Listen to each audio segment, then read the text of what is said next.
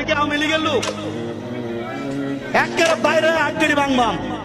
আওয়ামী লীগের চামচামি এখন আর চলবে না, আওয়ামী লীগের দালালি এখন আর চলবে না, হাসিনার গুলো দালালি এখন চলবে না এলাকায়। এই কি মনে করছেন নিজেকে? কি মনে করছেন হাসিনার যুগ শেষ?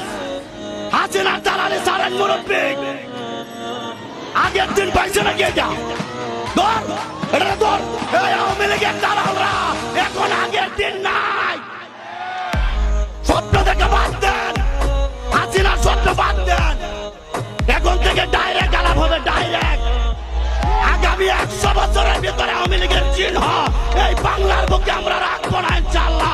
আওয়ামী লীগের চামচামি করতে করতে এখন জিব্বা লম্বা হয়ে গেছে। কি করবেন আপনি? কি করবেন আপনি?